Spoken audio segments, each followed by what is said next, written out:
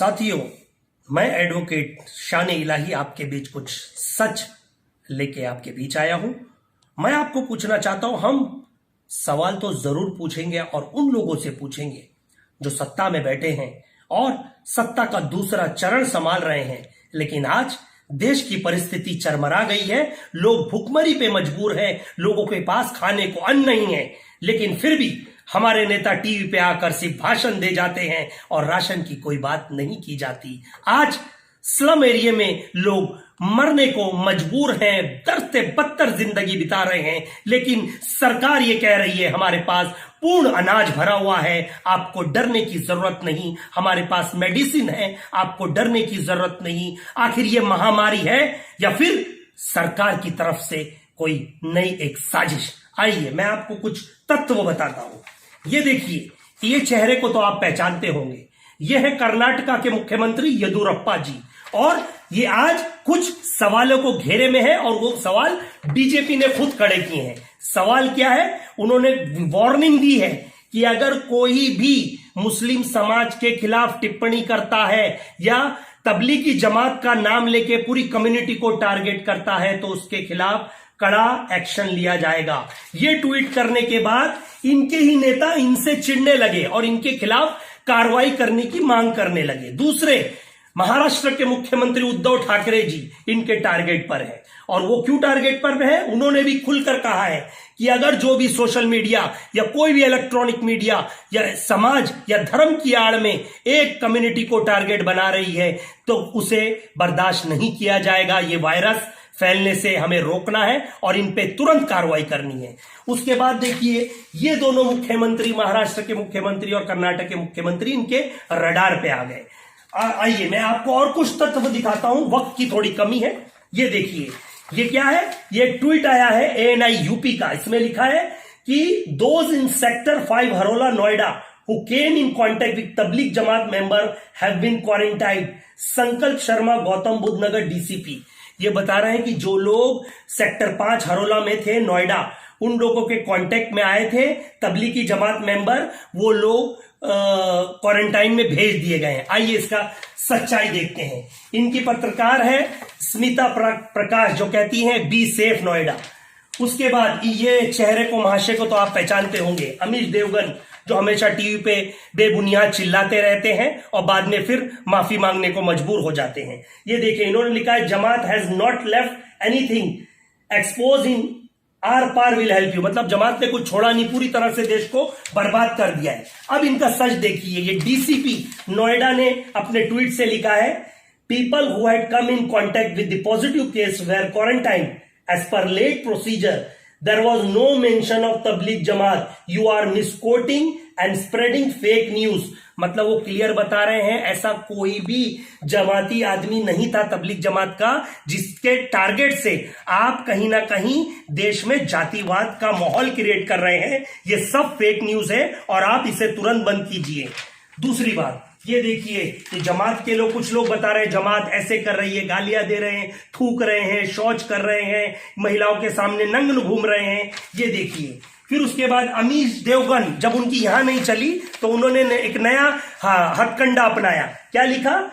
Big expose with Amish Devgan, Tabligh कैसे बना पाकिस्तान का मोहरा, भारत में कोरोना साजिश का बहुत बड़ा खुलासा। अब कुछ नहीं चला तो ये वायरस के तार जमात को पाकिस्तान से जोड़ दिए गए, और जोड़े तो जोड़े, वो देखिए कैसे। Almost 60% of new corona virus cases in India link to Tabligh Jamaat event. ये कौन लिख रहा है? इंडिया टुडे की रिपोर्ट। लेकिन इसका देखिए, ये जो चित्र बनाया गया है बड़ी शर्मनाक चित्र है। ये मुसलमान का चित्र बनाया गया है, सिर पे टोपी और ये आंकड़ों पे आंखें बनाई गई हैं, मुंह पे मास्क बनाया गया है। ये दर्शाता है कि देश में सरकार अब क्या नया रूप लेना चाहती है। उसके बाद ये देखिए क्या लिखा है, जी चैनल लिख रहा है उत्तर प्रदेश, फिरोजाबाद में 4 तबलीगी जमाती कोरोना पॉजिटिव लेने पहुंची, मेडिकल टीम पर हुआ पथराव। अब इसका सच देखिए, फिरोजाबाद पुलिस कहती है आपके द्वारा असत्य एवं भ्रामक खबरें फैलाई जा रही हैं, जबकि जनपद पुलिस फिरोजाबाद ना तो किसी मेडिकल टीम एवं की एम्बुलेंस गाड़ी पर किसी तरह का पथराव नहीं किया गया। आप अपने द्वारा किए गए ट्वीट को तत्काल डिलीट करें।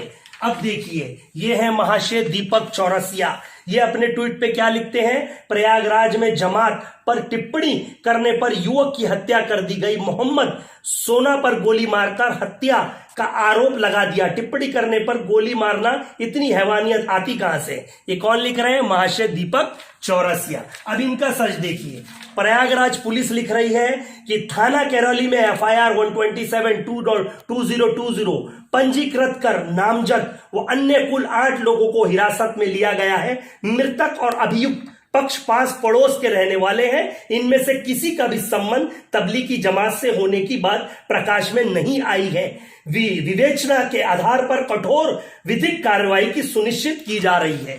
अब देखिए, यह आखिरी सहारनपुर पुलिस लिख रही है कि अवगत कराना है कि विभिन्न समाचार पत्रों, न्यूज चैनल एवं सोशल मीडिया प्लेटफॉर्म पर प्रकाशित की जा रही खबर क्वारंटाइन किए गए जमातियों ने खाने में नॉनवेज न मिलने से जमकर हंगामा किया, खुले में शौच किया, की सत्यता क्या है? आवश्यक कार्रवाई करने की हेतु थाना प्रभारी रायपुर मंडल ने जब निर्देश दिए गए तो जिनके द्वारा जांच की गई और विभिन्न समाचार पत्रों, न्यूज चैनल एवं सोशल मीडिया प्लेटफॉर्म द्वारा विभिन्न तरीके से खबर गलत फैलाई जा रही है, इसका हमें खेद है। ये कौन लिख रहा है? सहारनपुर पुलिस।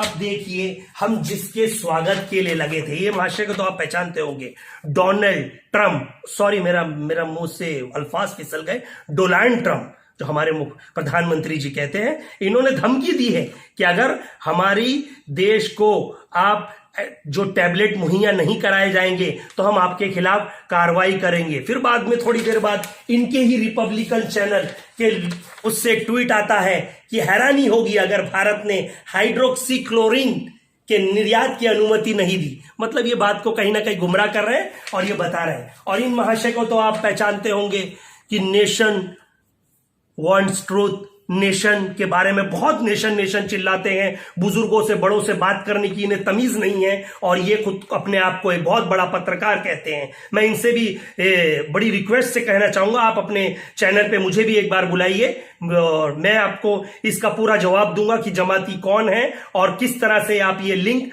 पाकिस्तान हिंदू मुसलमान जो फैला रहे हैं वो देश को कितना नुकसान पहुंचा सकते हैं। उसके बाद ये आखिरी देखिए, सोनिया गांधी की विचित्र सुझाव में दिखी आपातकालीन वाली मानसिकता। मतलब सोनिया गांधी जी ने जो अपने सुझाव दिए थे सरकार को कि 10 ऐसे आप काम कीजिए, आपकी जितनी भी फंड है वो आप रोक दीजिए, आपकी विदेश यात्रा के फंड, आपके मंत्रियों के फंडिंग, जितनी भी काम है सब इन गरीबों को लगाइए, अनाज वितरण में, हर चीज में। तो उनके खिलाफ ये कह दिया गया कि ये सोनिया गांधी की विचित्र सुझाव दिखी आपातकालीन। ठीक है, आपको सब चीज में आपातकालीन दिख गई। मैं अब कुछ आपसे सवाल करना चाहता हूं कि आपको यह बताना होगा कि आज जो देश की परिस्थिति है, क्या सही में ये इस तरह से महामारी है या इसके बीच भी कुछ राज चल रहा है?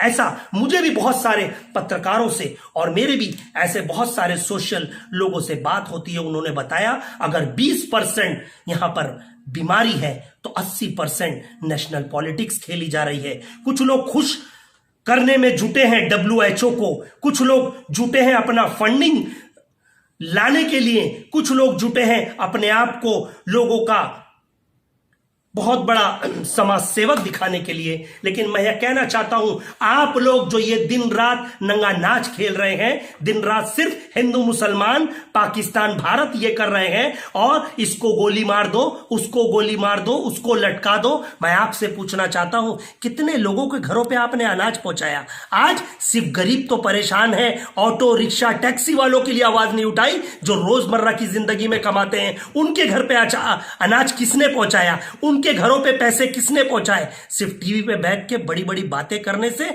भाषण देने से लोगों का राशन नहीं दिया जाता, उनका पेट नहीं भरा जाता। आपको जनता के समक्ष आना होगा और मेरी विपक्ष में बैठे कांग्रेस पार्टी के और सभी अन्य दलों से यह रिक्वेस्ट है, इसकी पूरी जांच की जाए। क्या यह सही में महामारी है या फिर इसके पीछे बहुत बड़ा षड्यंत्र रचा जा रहा है? और अगर ये कुछ नहीं है तो आप लोग भी बाहर निकलिए और जनता को संबोधित कीजिए और इसकी सच्चाई बताइए। हम आपका साथ पूरा देंगे। मैं आपको आज ये बताना चाहता हूं, स्लम एरिया में लोग मर रहे हैं, दवाइयां नहीं है उनके पास, पुलिस बर्बरता से उन्हें डंडे तोड़ रही है। आखिर किसने पुलिस को इतनी परमिशन दी? महामारी से डर रहे हैं, पुलिस के डंडों से डर रहे हैं, घर में अपना दम तोड़ रहे हैं। कहां से खाने को खाना नहीं है, पानी की क्वालिटी देखिए, गटर का पानी आ रहा है, फिर आप हमसे कह रहे हैं कि घर में रहिए।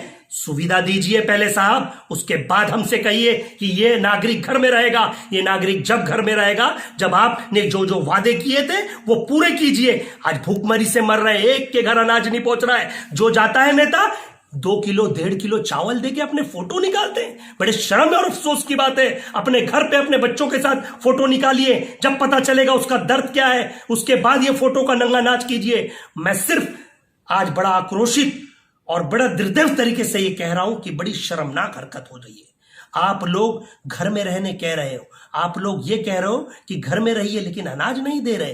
बीएमसी कहती है हम अनाज पहुंचा रहे हैं। कौन से वार्ड में किस किस के घर पे आपने 10-10 किलो अनाज दिया? किसी ने नहीं। जो आ रहे हैं 1-1 किलो चावल और फोटो निकाल के भेज रहे हैं। बड़े शर्म और अफसोस की बात है। जल्द से जल्द इसका आपको जवाब देना होगा, नहीं तो इसकी भी याचिका हमें मुंबई हाई कोर्ट या सुप्रीम कोर्ट ऑफ इंडिया में उठानी होगी। मैं अगली आवाज लेके और सच आपके बीच लेके आऊंगा। जय हिंद, जय भारत।